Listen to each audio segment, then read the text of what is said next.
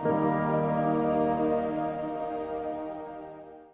my name is Father Mike Schmitz, and this is Ascension Presents. So I've been reading a lot lately about World War II, and it's just been fascinating. But one of the characters that is just I've been reflecting on a lot is a man named Neville Chamberlain. Neville Chamberlain, I believe the Prime Minister of Great Britain as Hitler was coming to power. In 1938, Neville Chamberlain adopted, when it came to the Nazis, he adopted what they called the policy of appeasement. The policy of appeasement was, okay, we're not going to declare war on Hitler, and we're just going to continue to kind of negotiate with him. We're going to compromise with him. People will say that makes sense. Why? Because Chamberlain, his family, the whole country of Great Britain, they had lived through World War I. They did not want to go to another war. If they could avoid war at all, that's what they wanted to do. It kind of makes sense that they would say, whatever we can do to avoid a fight, let's do that. To care for our people, let's do that thing. And yet, and this is so important, and yet, what were they doing? They were having a policy of appeasement. They were compromising with a man who made it very, very clear that he did not respect other countries' borders, but I'm going to respect your border. That even Chamberlain knew this. He said it's become abundantly clear to us at this point that the only thing that Germany understands is violence, and Nazi Germany understands is violence. And yet, he still adopted that policy of appeasement. And I think it's pretty safe to say that that policy is now known as being cowardly. I've been thinking a lot about cowardice lately. Actually, I've been thinking about the opposite of cowardice, which is what we call courage, or we call fortitude. And if there's one thing that our culture needs more of and has less of, it's courage, it's fortitude. And let's not make it a cultural thing. Let's make it a personal thing. If there's one thing that most individuals need more of and have less of, it is courage. So what is courage? What's fortitude? There's a lot of great definitions that the church offers us, but one of the things I like, one of the definitions I like the most is by C.S. Lewis. He says, fortitude, courage, is all of the other virtues at the sticking point. So courage, fortitude, is all the other virtues at the point of being tested. I'll say it like this. I'll say it in my very simple third grade way. It's easy to be good when it's easy to be good. It's easy to be just when it's easy to be just. It's easy to be prudent when it's easy to be prudent. It's easy to be honest when it's easy to be honest. But it's difficult to be honest when it's going to cost me something. And that's when I need courage. That's when I need fortitude. In fact, Catholic people have said for thousands of years, if I don't have fortitude, I don't actually have any of the other virtues. That I don't truly have temperance if I can't be temperate when it really counts or when it's really difficult. I mean, think about this again.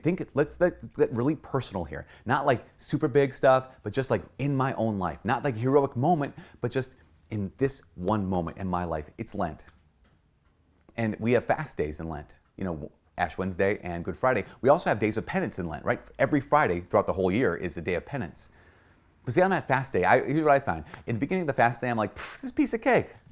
At the end of the fast day, I'm like, oh man, I want a piece of cake, right? Because it gets difficult as it goes on. In the morning, it's easy. At the evening, it's difficult. But in the evening is when I need courage to still do the thing I already decided to do.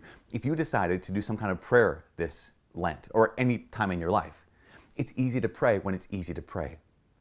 But when it's difficult to pray, I need to be courageous. But we're often appeasers, right? We're often compromisers. We're often cowards when it comes to even saying no to ourselves so we can say yes to something we already know that we want. And so we're cowards. We appease and we compromise, even though we know that the enemy, the great enemy, Satan, he will not compromise. We say, no. I mean, I know he crosses borders, but he won't cross all borders. No, he will. He'll take as much land as he possibly can get. Even our own, not simply the devil, but also our own fallen human nature, our own fallen flesh. We recognize this. We recognize that I've recognized it in myself. If I appease and compromise with my own fallen nature, it's never like, okay, now I'm satisfied. It's always like, thanks for that. I want more. And that's why, you guys, I need courage as well. And that's why the Lord keeps telling us, be courageous. In fact, in Joshua chapter 1, I love this. Here's Joshua, and he's leading the people of Israel across the Jordan River into the promised land. What has God done? God has set them free. He's led them through the wilderness, and now he's bringing them to the place he's created them to live. But Joshua says, but you people, be strong and courageous. And this is the same thing for us Christians. The Lord Jesus has set us free in baptism, and he's leading us through this wilderness, and he's destined us for heaven. But we will not get there unless we're courageous. So the Lord, what he said to the people of Israel through Joshua, he also is saying to us, be strong and courageous. I did all this for you, but now you have to embrace this. You have to have courage. You have to have fortitude. What did St. Paul say to Timothy? God did not give you a spirit of timidity, a spirit of cowardice. He gave you a spirit of power and of love and of self-control. He gave you a spirit of courage. It's one of the things I love. Sirach chapter 2, verse 1.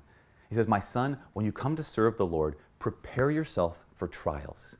Question. The way you and I live our lives, are we preparing ourselves for trials?